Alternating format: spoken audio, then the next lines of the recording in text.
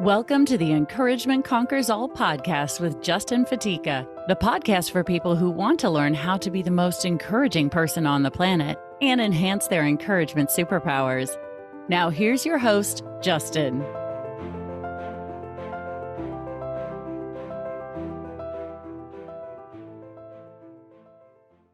How's it going, everybody? This is the Encouragement Conquers All podcast. We're here to encourage people, build people up, help people know that guess what? You can get through anything in life when you know how to be encouraged and how to encourage others.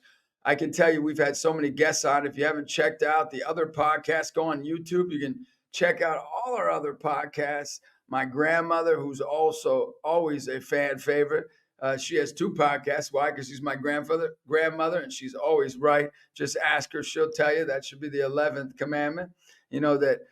She is right for sure. Check her out. Check out all the different, NBA trainers, leaders in education, leaders in faith, leaders in culture.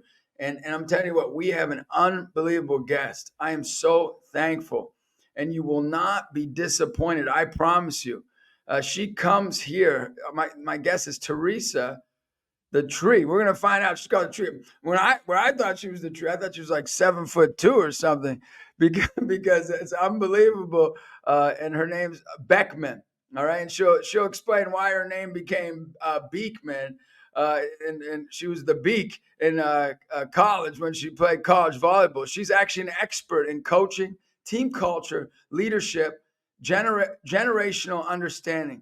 She has 3 decades of coaching experience at universities like Ferris State, Central Michigan, Western Michigan. She has a remarkable track record for success. And we all know success breeds encouragement. We want to be successful so we can use that success to encourage others. After she left collegiate volleyball coaching in 2015, she's been working nationwide to enhance team performance through culture. And anyone that knows me in coaching, that's what I'm about, culture first. Generational awareness and leadership and development. She collaborated with organizations like True North Sports, Growing Leaders, and her own venture, Roots Culture Consulting, that she'll talk about how she's really finding ways to really have cutting edge ways to train mental toughness and mental strength.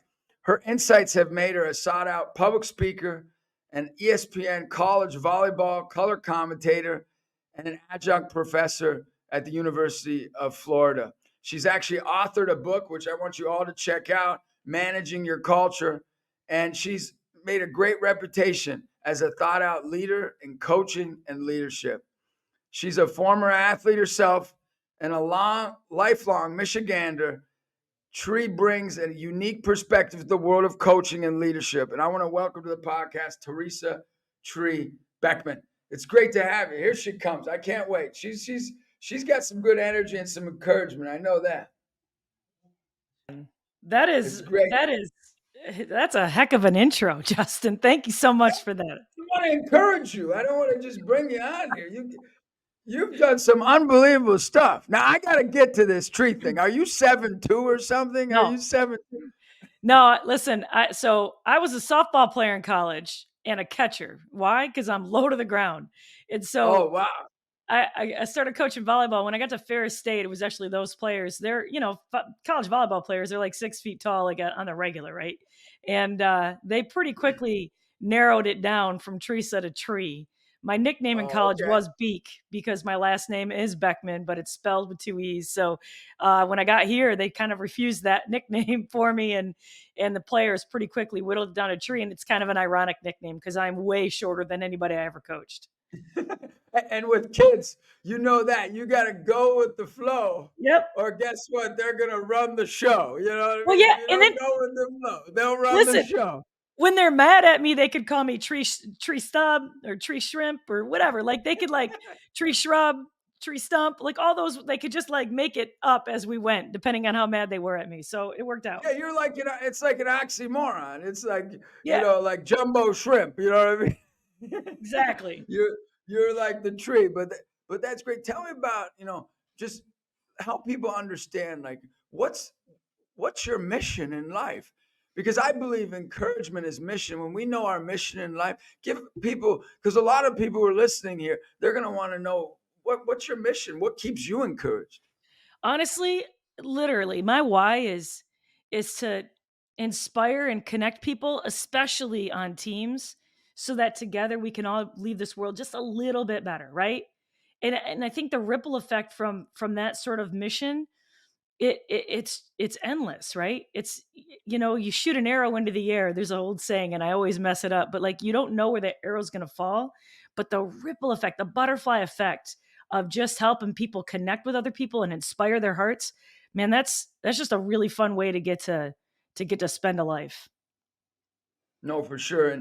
And working, with so many teams as you coached, 3 teams, right? And did you play volleyball all throughout college? No, no, I You were a played softball player. yeah, I played volleyball in high school, but I was real bad on a bad team. Like I played football in the fall on the boys team. And, that was and football's my favorite sport, if truth be told. And Wow. softball was my main sport, and I was the best at it, and knew I was probably gonna at least have an opportunity to play in college. But volleyball at the time in Michigan, we were one of the last states, I think actually the last state, to change volleyball to align it with the college season. So it was the only sport in the winter, and I played it just because I was gonna play a sport. Like I played anything I could get my hands on. And but I was real bad on a bad team. I'm truly. But my freshman year of college, I had an opportunity to start coaching. And I believe firmly, I don't care if you're using a football, a hockey puck, or a volleyball, we're all coaching humans. And Yes. so I knew if I started coaching, there was a JV position open at a rival high school, wanted no part of it. But I knew weirdly, if I started coaching when I was 18, by the time I was 38, I don't know why I picked that age. I'll be already I've coached for 20 years. And so I took that and then kind of fell in love with volleyball because it's a lot more similar to football than a lot of people think, like tactically. And I stayed in volleyball for the next couple of decades. I coached softball here and there, but volleyball kind of had me. And then in 2015, I got out and I just started coaching all teams because I wanted a bigger impact.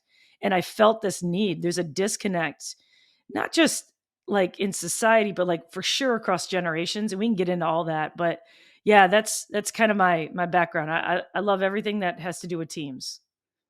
Yeah, and I'm similar. Like I coach AAU and I teach culture, right? I want culture to be the focus. And then the second piece is the team skills, team drills, team movement, right? And then the last thing, I want to focus on strength and conditioning.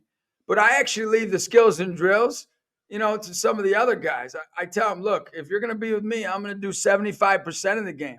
But the other 25%, I'm going to leave that to them. And so what I love about you is you've really said, hey, I want to dedicate my life to really managing culture and teaching people how to do that.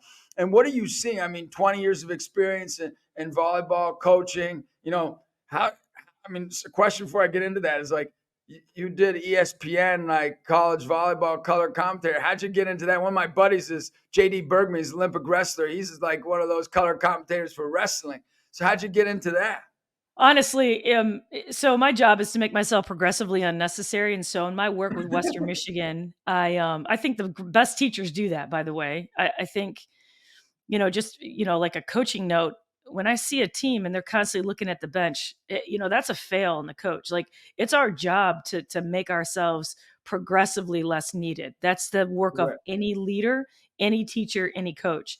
So Love I, that. I, I started working with Western Michigan right after I left Central Michigan, which if you're in Michigan, they're rivals. Nobody on me at Western, so that was real nice of them. But I just kind of joined their staff I was technically their director of volleyball operations, but I was doing a lot of team culture stuff because I had started on this venture and I thought, well, I'm just going to go and do this team culture thing, and if I have to get a real job, I will. And that's 8-9 years ago now, and here we are going strong. It's only getting more and more.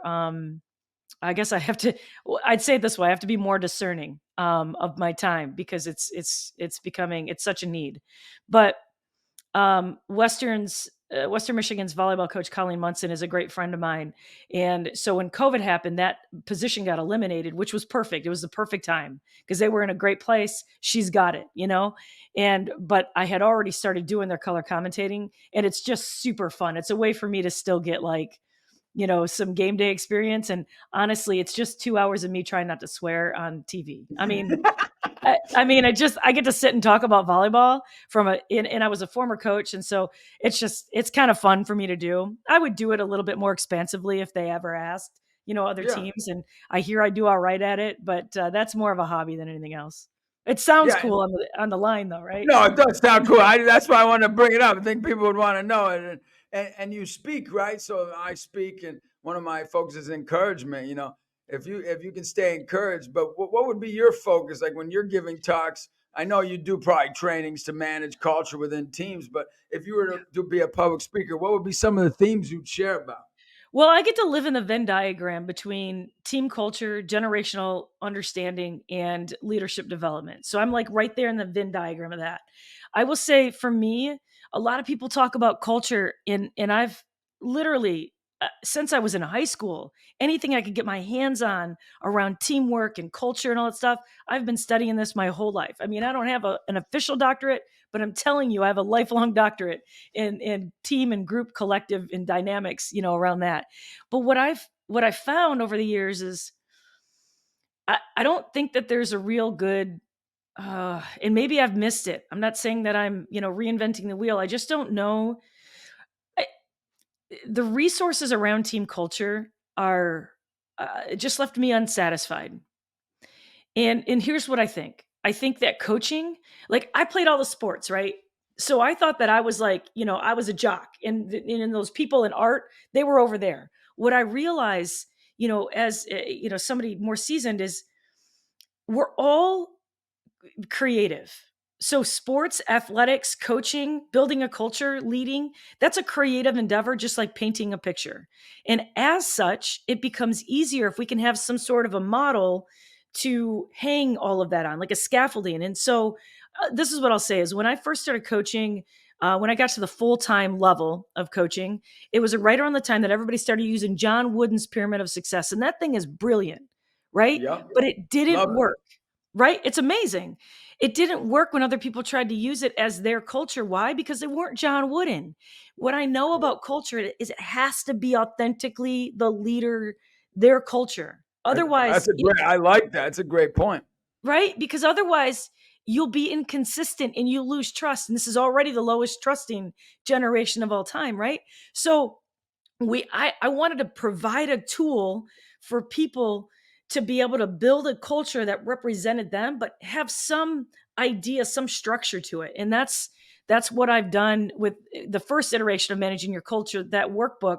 Right now I'm in the process of writing the full book, and there's a updated version of the model, if you will. And we can dive into that, but that was my what's thing. the first step? So like you're a coach, you're like, okay, I'm not John Wooden, I'm not Coach K. How am I gonna develop my culture? What's the first step? For sure.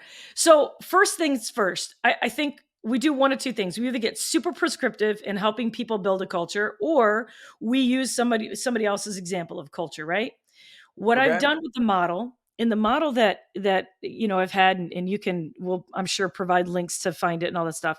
Sure. The model is a plug. It's a 3-pronged plug. If you think about it, team culture is basically it's the collective energy that a group sort of establishes over time together. A group that's trying to reach a goal, they're going to establish some type of culture. So when I work with people and they're like, I don't do that culture stuff.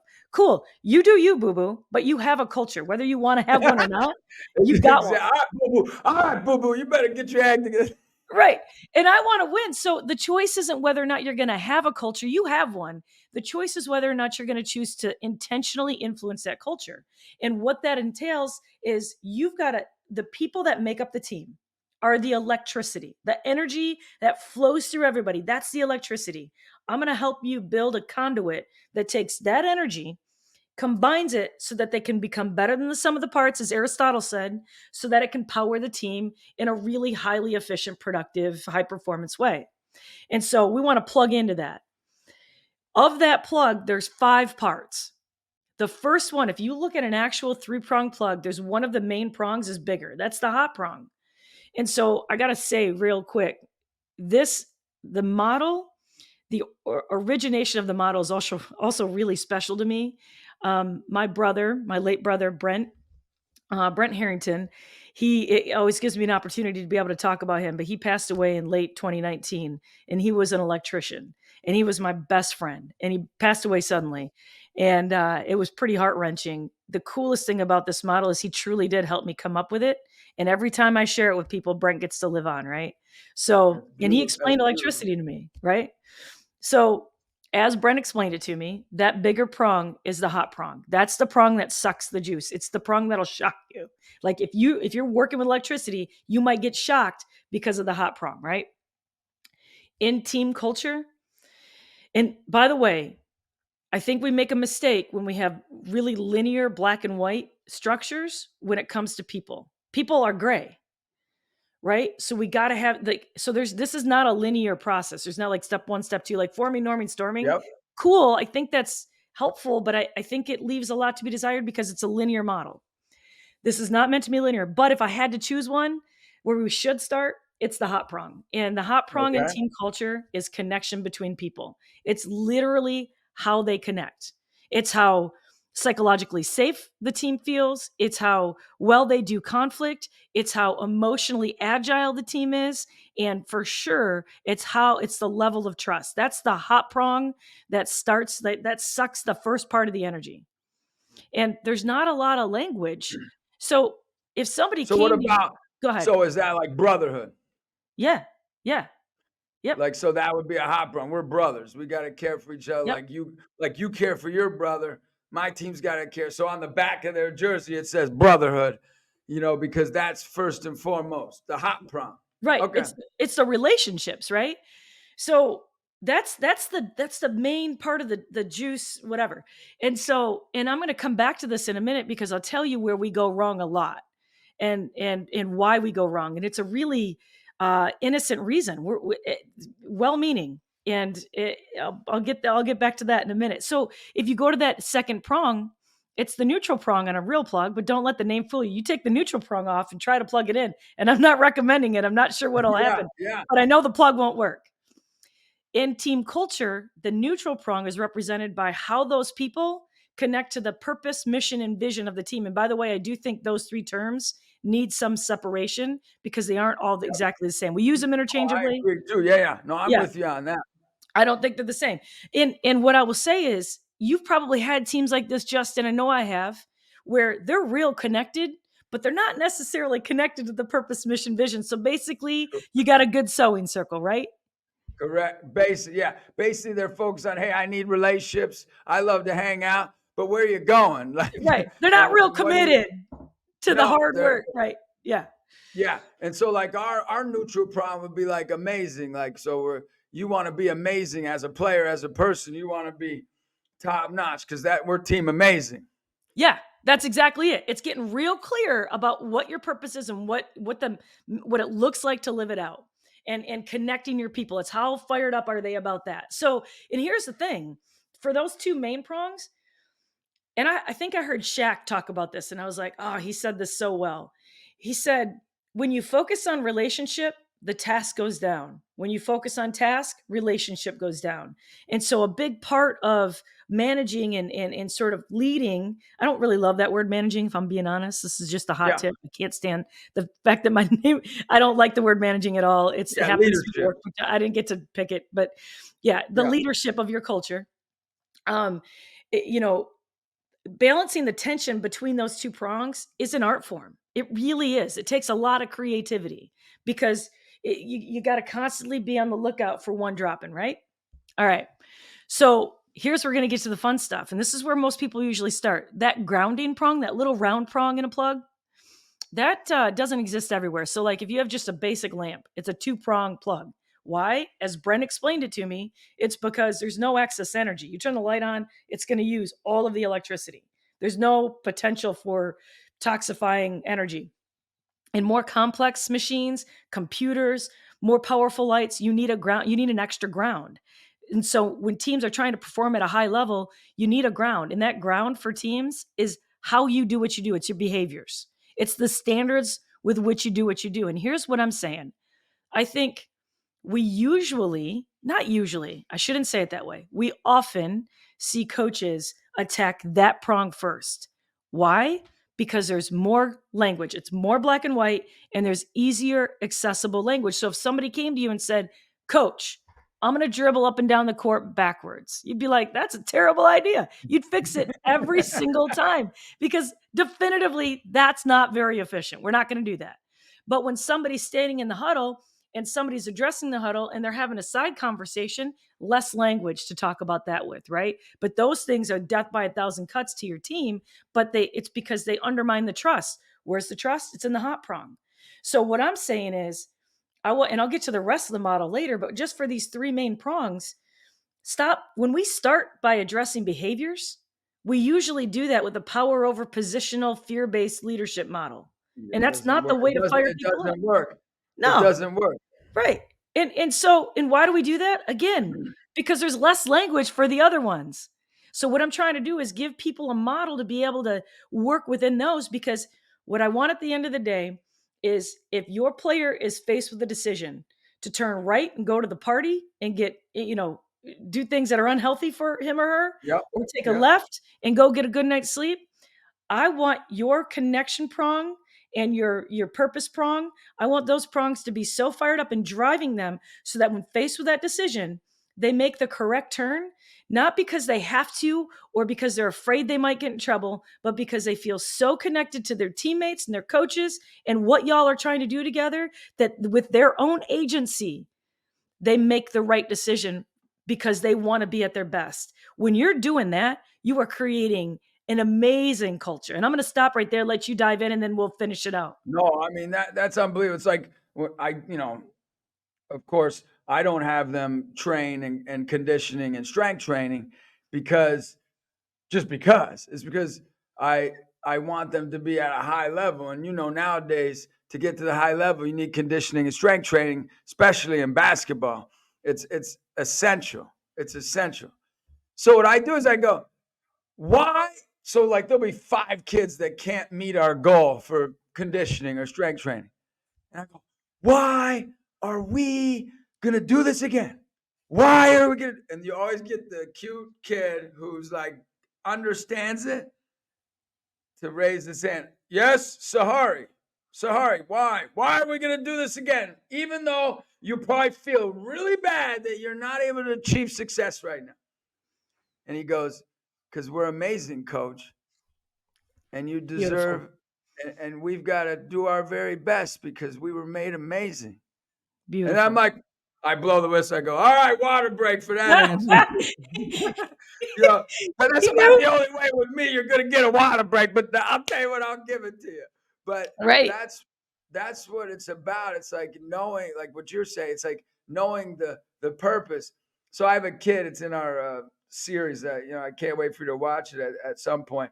But he goes, I never had a coach get in my face and yell at me and say, you're amazing. Don't you know that? You're amazing. You're a gift. And that, that's that's what you're saying. I mean, what I'm hearing, you're saying, maybe I could be off. What you're saying, it's mission and purpose before task and duty. Yeah. And this is a problem across the country. Yeah. We think there's a problem in our country because people don't have enough wealth or status. No, that's task and duty. We think everybody's doing wrong and doing wrong and doing wrong. No, they don't have enough people that are committed to them as the collective unit, family, whatever that family is, collective unit, on a mission together, who truly believe in you at the core. Yeah, I'll tell you, I talk about this often when I'm working with coaches and players. Coming out, right now, we're at a really interesting time. I think a lot of it's fear-based, and people are being rewarded for further making us afraid of each other, right? And so I feel like even if the pandemic went well for you, if nothing else, it was uncertain, right? And uncertainty breeds fear. And a lot of what we're seeing in terms of, division and tribalism and just all the things that we're experiencing, cancel culture, all those things, they're all real fear-based responses. And if you study like psychology and just look at, how we've evolved as a species over time, it's really easy to see how fear-based this is. And we need relationship and connection as well as purpose. Those are the two prongs, right? Before we start to go to task. And most people, out of fear, we isolate when we're fearful. We other people when we're fearful. Hate is really just another expression of fear. And when I'm working with people, you're right. I mean, there's so much need for this type of thing. And just, like I said, in my why is to inspire and connect people, because that's what we need. That's the response. But what we do is we just kind of gravitate toward people who think like us instead of people who maybe we have the same heart. I don't know what your, political background is, but I know your heart and mine are aligned. And I think that's what we have to lean into more. That's what we need more than anything. And Theresa, I just want to thank you, because the whole purpose I created this podcast, and you're really, with your trust and your dignity, that you saw this podcast and listened to it and like, I'm going to jump on there. Like, that's why I created it, because I probably don't agree with 20% of what you agree with, and you probably don't agree with 20% or 50%, whatever it is I agree with, right?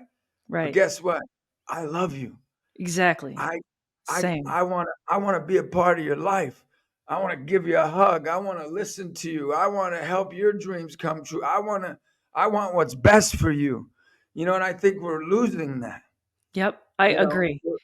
we're losing that. And it was never like, I'm Italian, so, like my grandma always says, yeah, Uncle Whoopi's a problem. She'd say, Uncle Whoopi's a problem. But guess what? He's my problem. And that's just her whole point. You don't go tell Uncle Whoopi, what to do. I'll tell him when he's wrong. I'll tell Uncle Whoopi what's wrong. And I love it. And she'd get upset because the whole town would be after my uncle and like say how bad he was. And she'd be like, you can't. I know he's bad. I'm allowed to say he's bad.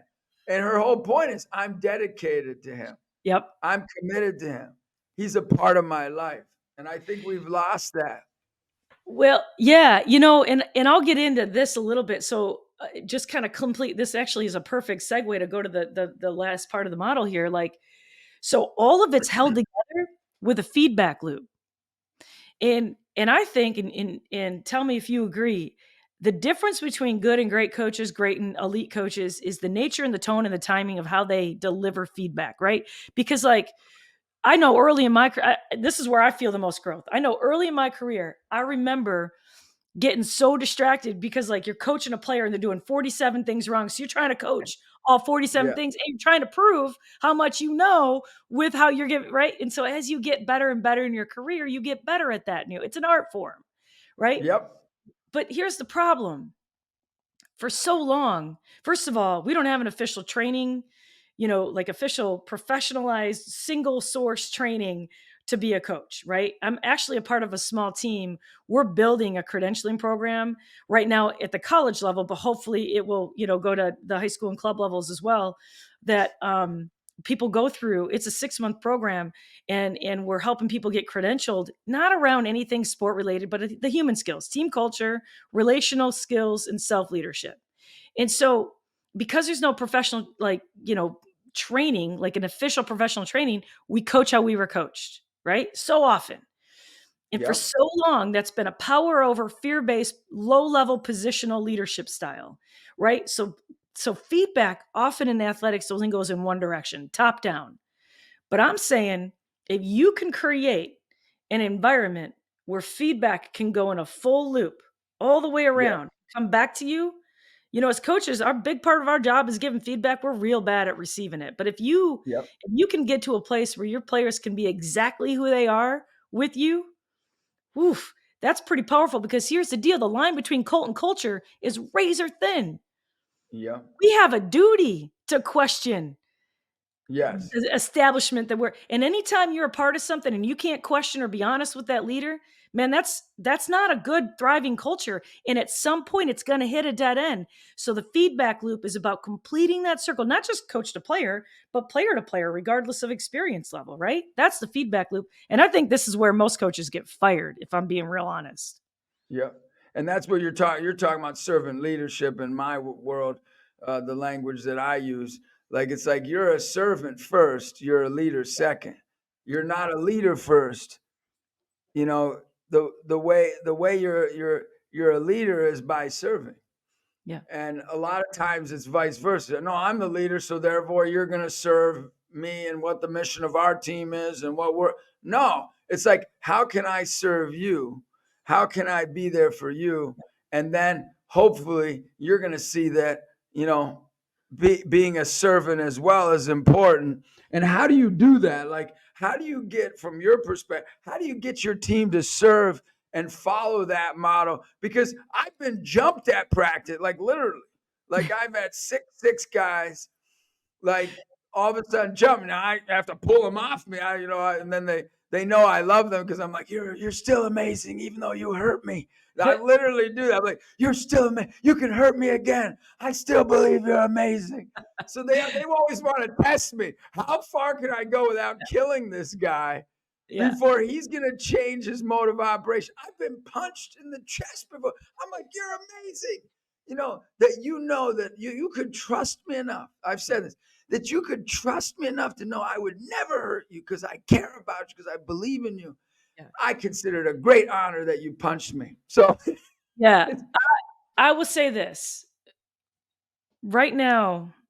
In this, I'll bring in the generational stuff just a little bit. So I already mentioned this, the lowest trusting generation of all time by a lot, right? Half this generation put themselves. Before you go into your, how you figure that, why do you think that is?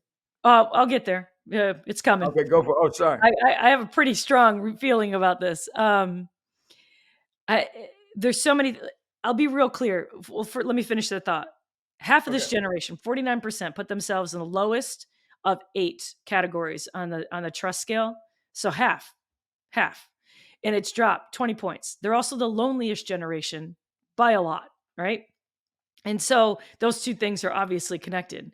I think that there's real clear data that I don't care what the social media, icons say, there's clear data as to why. When social media saturated the market in 2010, 11, it changed, right? And let me be real clear. I don't feel like there's anything different about this generation.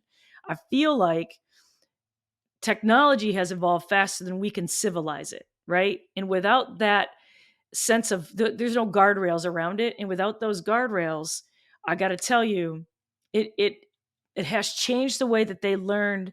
They've actually it's changed the way that they form their identities, and it's changed the way that they communicate.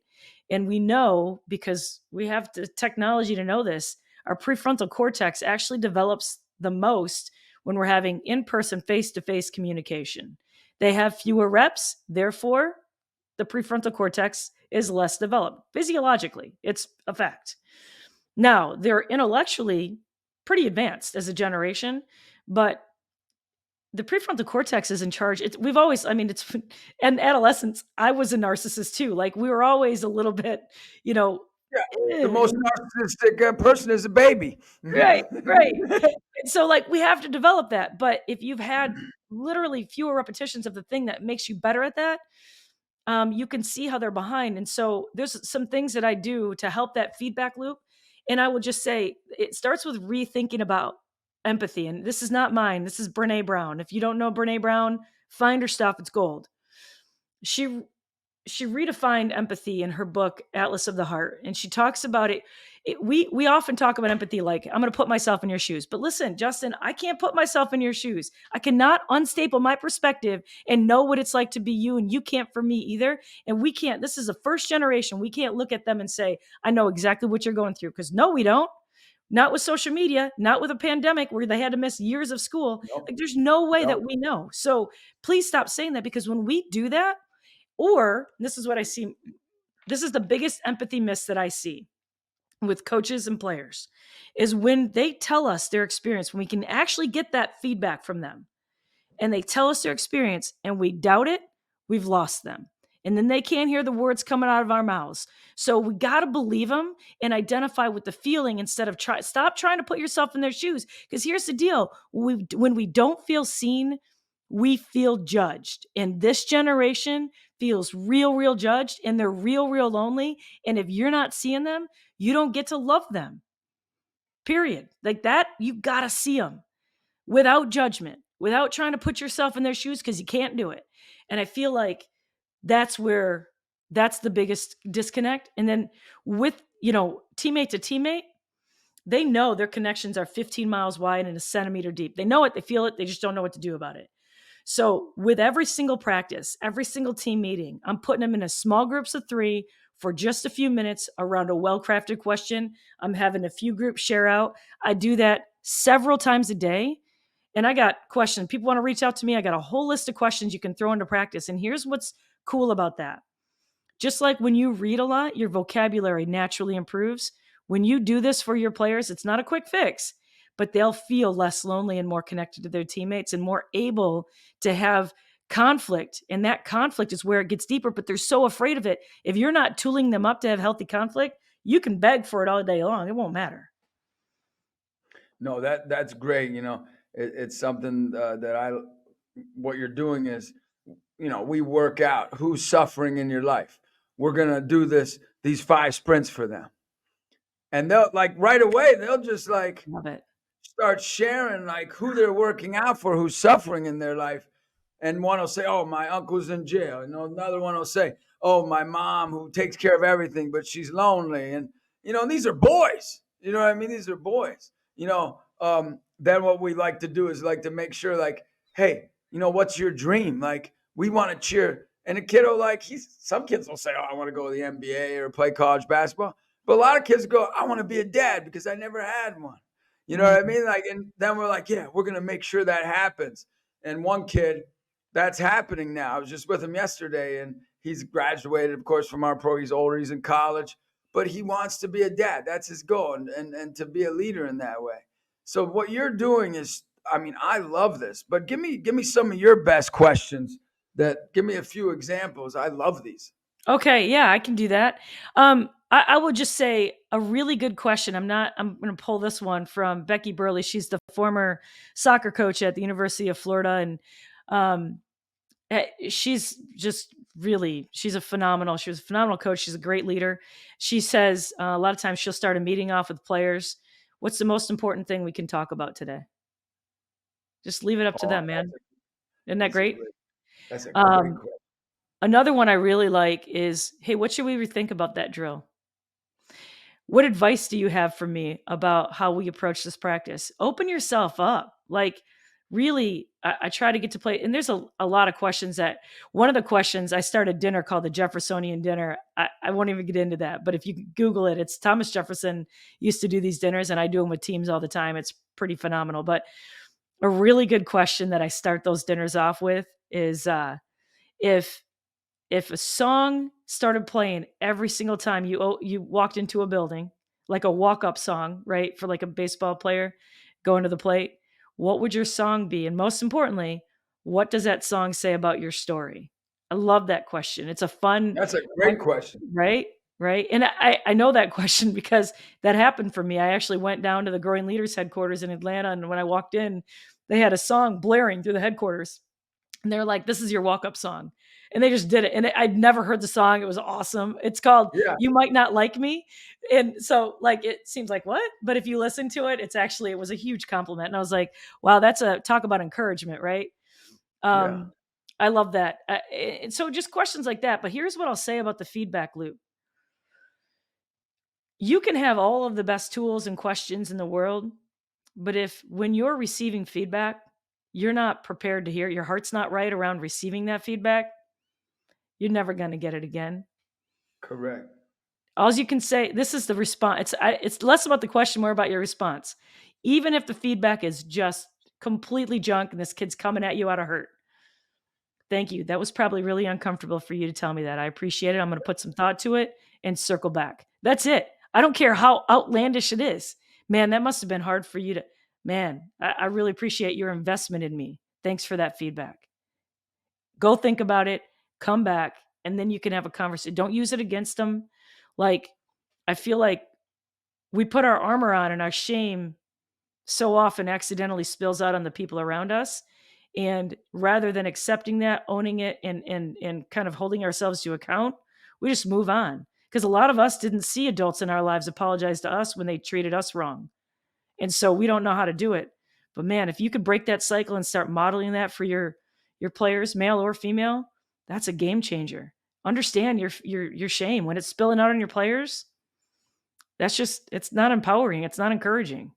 No, not at all. And what you're talking about is when you haven't, two things, when you haven't forgiven someone, or you've done something wrong or something that you don't like about your life, and you personally haven't owned it and said you're sorry, like that affects everybody around you.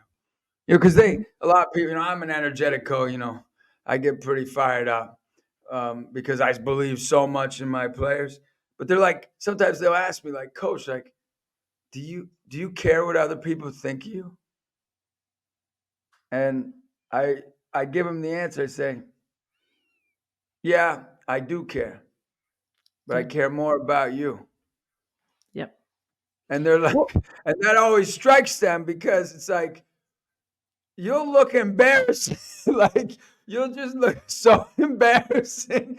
Like, for me, and like, I think that's what a true leader does.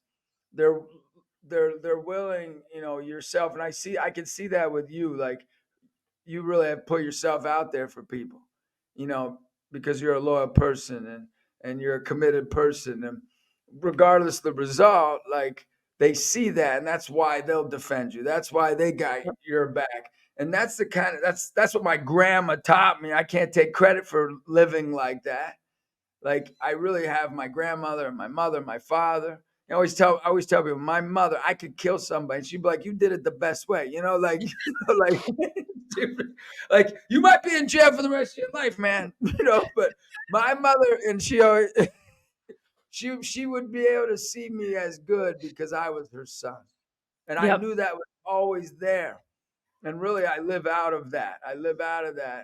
Honestly, that I want every person to have what I had. As my parents get older, I did have that in my life. And I think, how do we get coaches? I mean, what's your thought on, you're doing this for coaches. So I want to applaud you, honestly. Like, this is so important for the coaching world. Because listen, go ahead. I'm sorry.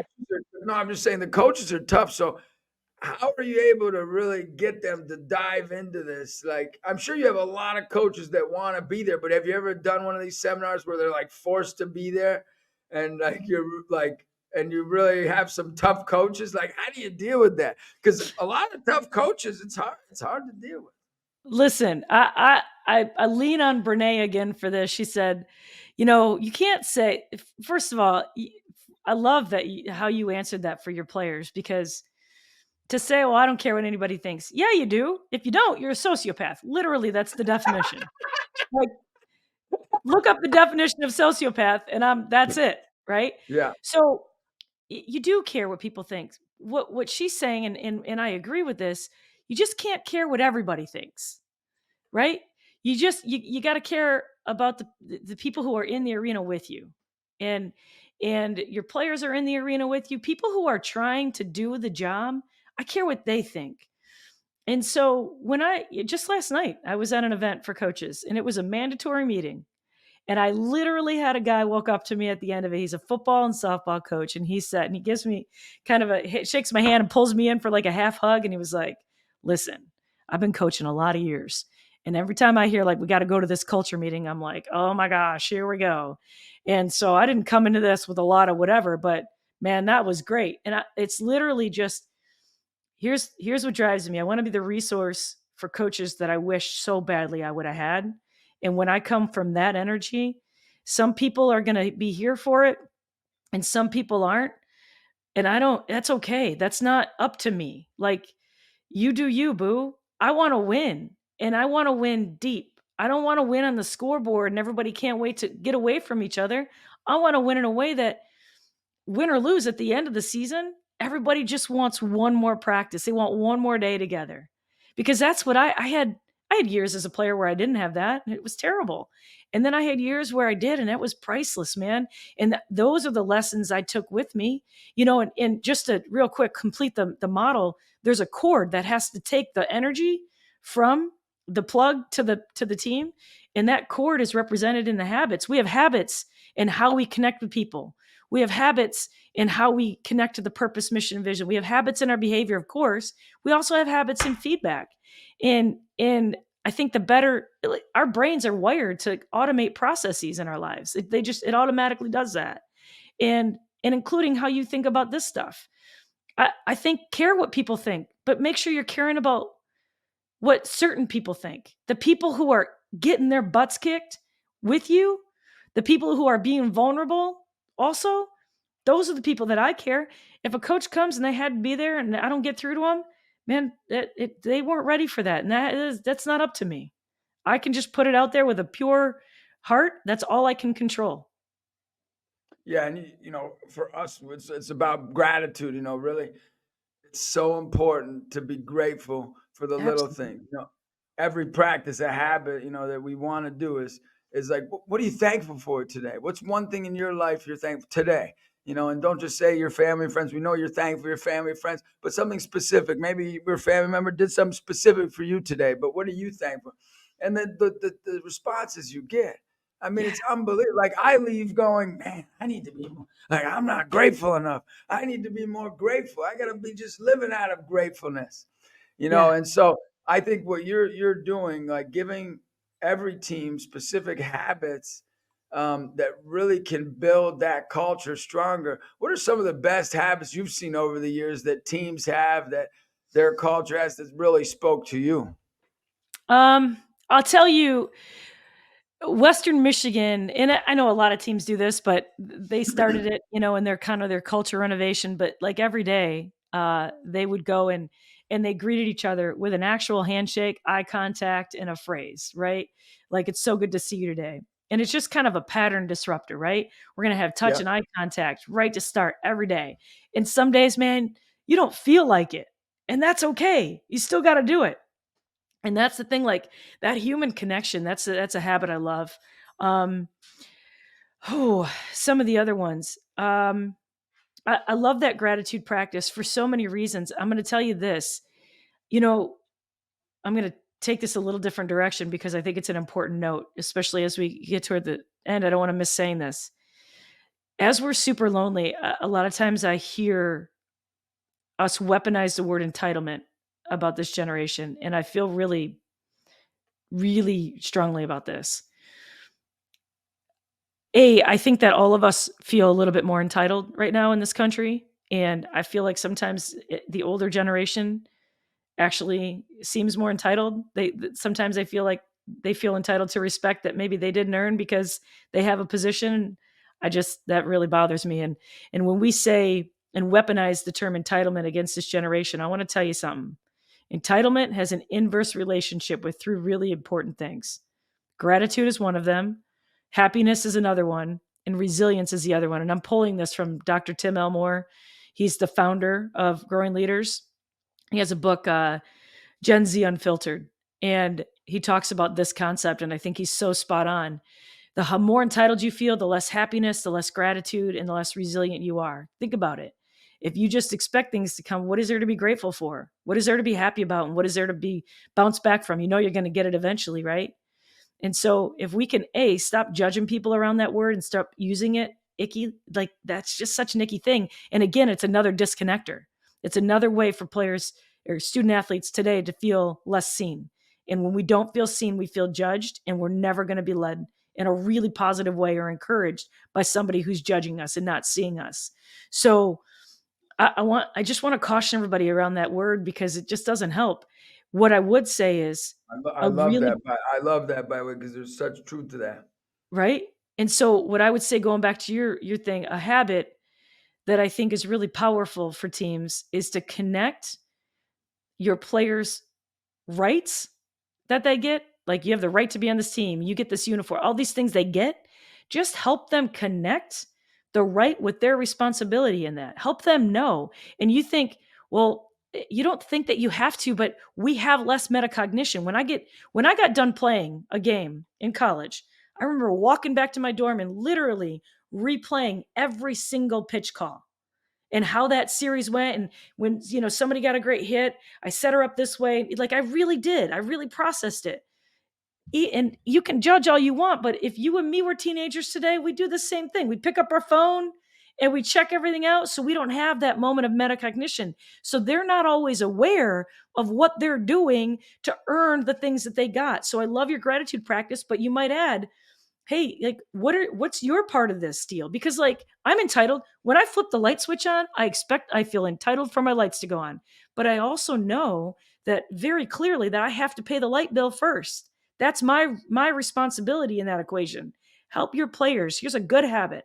Help your players know when they're living up to their responsibilities, because it's not always obvious. Yeah. It's like what I like to do. My second principle is like catching people doing what's right, which I got that Yeah. from Dr. Ken Blanchard, who's one of my heroes, who I meet with twice a year. He's like my encouragement coach, I call him. He always see good in me. He's just a special guy. And Dr. Ken Blanchard says, look, you got to catch everybody doing what's right. And when you catch the other teammates doing that, they say, hey, guys, we got to follow not follow my example, follow their example. Look what the unbelievable job they're doing. When you see them doing the little things right, because I'm all about the little stuff principle, like catching people doing something that other people never caught them doing. Like, oh, you saw that? Yeah, I do see that. And that's just as important as, this player's 30 points this game. Yes. That you got up every time out and hugged every guy. Like we have this one kid, he's always hugging everybody. Hey, great job. Like you got to catch that kid, because you know what? He might sit the bench and play 5 minutes a game tops, but guess what? He's a big part of this. Yeah. Catching people doing what's right. You catch them, especially in those things. I think that a lot of times we forget as coaches and we accidentally incentivize selfish behavior. So when you're catching those kinds of things, you're actually incentivizing great teammates. Yep. So I got a question for you. This is like always the key question I have. I have two key questions. Like, so for you, like what keeps you going personally? Like I just want to first thank you. Like the dream that I have for this podcast is happening partly because of you and many of the other guests that I'm having on in the future. Dr. Ken Blanchard's like that. He'll come on, but does he believe everything I believe? No. Do I believe it? But guess what? We're a team. Why? Because I'm a human being. I'm not a human doer, like he always teaches me. We got to care for our being before we care about our doing. Your doing is going in and giving these talks and training people to be better human beings, of course. But how do you every day, like what keeps you encouraged, Theresa? Like what keeps you going? Like what would be, if somebody's listening, go, wow, this is tremendous what she's giving me, which they're gonna, because I love it. How do you keep going? Oof, I love that question. First of all, conversations like this. So I would just extend my gratitude back. Like I try to put myself in a place where I can have conversations with like-hearted people, right? Because this is my playground. This is so great. And this is, you get to expand every time I'm having a conversation like this. I'm like, man, this is cool. And it gives me so much hope that you don't feel alone in this adventure, or I don't want to say battle, because it's not, it's an adventure. But so conversations like this is one, but I read and think and I got a couple of hammock chairs. There's a hammock shop in Key West, Florida that I just found recently. I'm going to Key West in like 2 or 3 Listen, weeks. I'll be on there. My Duval. family Have you has ever a been? place out there. Oh, Have yeah. you ever been? I grew up going there. I grew up going there. Okay. So the hammock stop, it's right on Duval. What street's Duval? Yeah, and it's called like the Key West Hammock Company or something. I'm going to go to it. I've never been there, but I'm going to tell them you sent me. Yeah, please do. I've ordered 3 of these hammocks now. And they're just like so I sit in this hammock chair, man. And I just ordered 2 more for under my deck. I live on a lake. Michigan's got winters, but it's fine. I got one indoors. And I read and I think and I write and I contemplate, and then I try to connect with like-hearted people, like over and over and on repeat. And sometimes you start to feel a little burned out, and that's okay. All right, what's the next person I can go and fill my bucket? So I read a lot. Like I really try to find mentors through book a lot. And I feel like what I'm trying to do is I'm connecting my experiences, both when I'm with other teams and coaches, with the thought leaders from a lot of different places to connect sometimes these seemingly unconnected things so that, I can enhance the lives of others. But as I'm doing that, my life is being enhanced too. It's a win-win always, right? Yeah, for no, always. And when you work with others that are like-minded, and what are daily habits? One is reading, one is thinking, one is spending time with like-minded people. Any other habits you have on a daily basis that help you? Um, no, I try to get into meditating because my mind's like a drunk monkey, but you know, that's that's an uphill battle to remember to do that every day. Yeah, But I won't start a day unless I read at least a page of something, and in my best days happen when I also write. Doesn't mean that writing is good all the time, yeah, of course.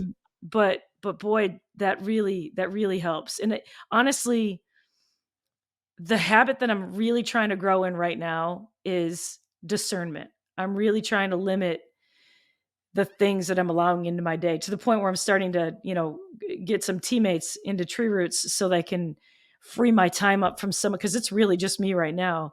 And I just need to free up some space to be able to create and think and read and connect with others. I think those are the most important things for me at this stage. So discernment and eliminating, saying no to things, that's a big, big, big one that I'm trying to conquer right now. Yeah, no is yes. Like you've Yeah. heard that. No is yes. And who in your life? My other question I love asking all guests is, who's been the most? I'm sure you have many people, but who's been the most encouraging person in your life on a regular basis? Like I shared about my mom, my grandmother, my dad. Like there's different people that have been encouraging for me. Who's been a consistent encouragement for you? Hmm.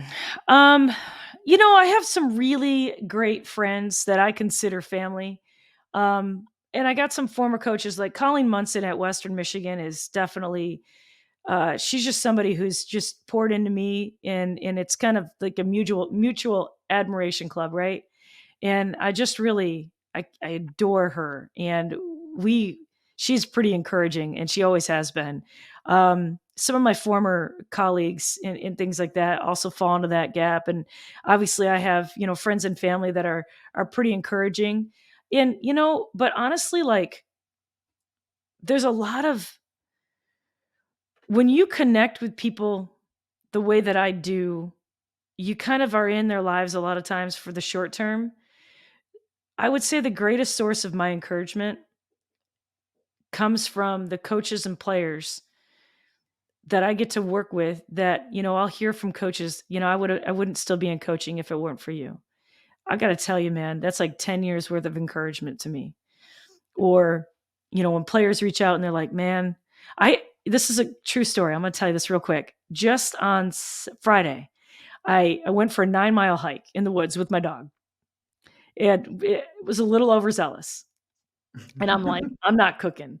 So I went up, and there's a restaurant in town that I like, and I'm just, reading, and I was sitting at just like at the high top, and I went to go and pay, and I got like a filet mignon, man. I went for it. I was like 9 Yeah, miles.